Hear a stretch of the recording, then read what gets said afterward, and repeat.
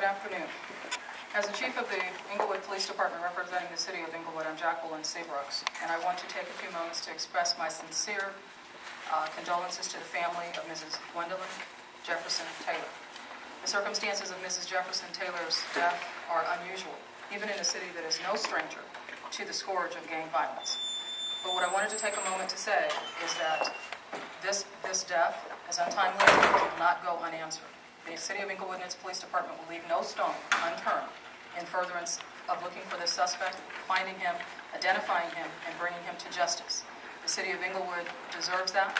This person's activities tore at the fabric of community safety, and it tore at the fabric of this family, and it will not go unchecked. So I ask our community, I ask the public at large, whatever information you have, whatever information you know, contact the Inglewood Police Department so that we can find justice for this family. Thank you.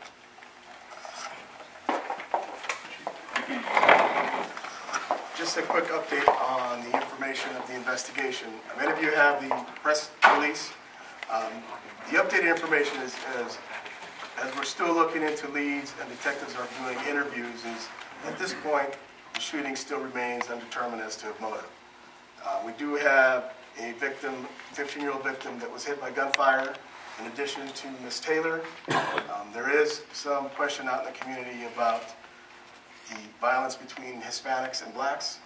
Although the city has experienced some of that conflict, that this particular crime does not seem to fit within that mold and does not seem to fit within that conflict, although the motive is still undetermined. What we can tell you as far as we know on the suspect, he's a male black, thin, 5'9" or 5'10", dark complected, and was wearing dark clothing at the time of the shooting. He fled on foot, although we're still following up on leads as to whether he was alone or with someone else at the park at the time. There is really no other additional information. What we're seeking here is the community's help, like the chief said, in trying to identify the persons responsible for this shooting. It's a tragic loss for any family, including this family of Mrs. Taylor Jefferson, or Jefferson Taylor, excuse me.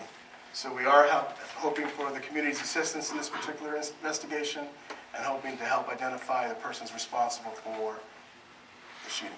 Lieutenant, you're convinced he was shooting the suspect you're looking for. He was shooting at somebody. It may not have been the Hispanic kid or the one that got shot, but he was shooting at somebody. That's correct. In particular, I mean, does that lead you to indicate that it was a gang-on-gang? The motive is still undetermined at this point. We're not really sure that it was a gang crime at this point. There was the Hispanic intended victim that we believe.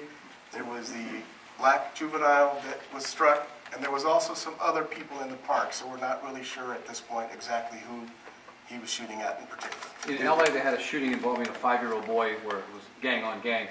And the gangs were so outraged that they actually snitched on the two. You think you'll get that lucky in this case? We are hoping for cooperation from the community, whether it's from the gang members, from the people that were at the park, that were there. That we are hoping for that kind of response, yes. But as of now, you really have no idea who he is, where he may be, or anything. That's correct. The 16-year-old who was being shot at, was he questioned? Was he apprehended? Or? No, he wasn't apprehended. He was interviewed that night of the shooting, and he was released. He was at the park playing sports. Is he a gang member? We're not prepared to release any information on that at this point. Was he able to help you in any regards? I mean, he was able to provide a very detailed statement of what he observed at the time of the shooting. It's been nearly 2 days, sir. It's been nearly 2 days. You haven't had any meaningful cooperation from the community thus far? Thus far, that's correct. How many officers do you have working on this? Was it a special task force? Well, right now we have the detectives that are responsible for the investigation. We have also increased, over the last 5 to 6 weeks, increased our enforcement efforts in that particular area. So we do have additional resources that we are looking to put out into the field, whether it's from the investigative side, from additional resources from other agencies that cooperate with us. So we will have a number. I can't give you a number, but we will have other resources. This is probably a question for the family, but I mean, can we clarify if Mrs. Taylor had ever expressed fear of being in that park, and was she actually holding a small grandchild or whoever was there? Maybe now's the time for the family can talk about that, if you don't mind. We'll let you. What we do know is she was there attending an event. She did have some family members with her, and she was with her grandchildren at the time of the shooting. But I will let the family speak a little bit on that behalf if there's no questions for me at this point, and then we'll come back. Mr. Taylor, was she holding a grandchild in her arms at the time? Were you there? Can you tell us what you... If it's not too difficult to talk about it? Well, I wasn't there. When I arrived at the scene, the police and ambulance was already there. To say what happened, who was there, my father would be able to answer those questions, but he's going through too much right now. It seemed hard for me. Just stupid. No. People just kill innocent people. My mom, I didn't imagine her going out like this.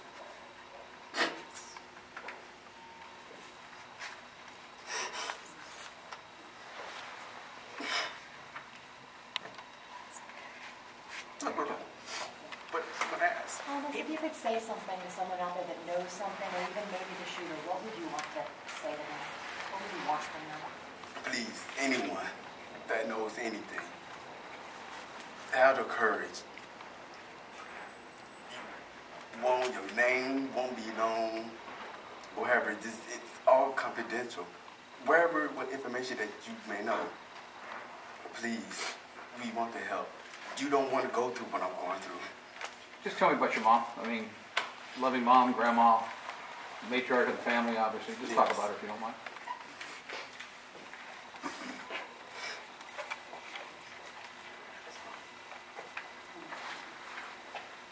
This is my nephew, and this is Gwen's oldest son, and Gwen is my sister.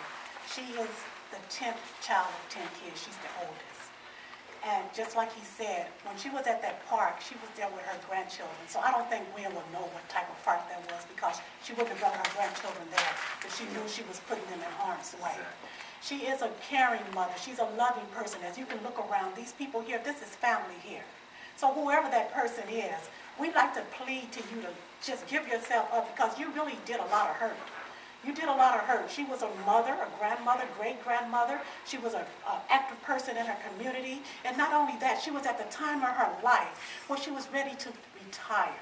And that's what people look forward to retire, so they don't have to get up every day and go to work.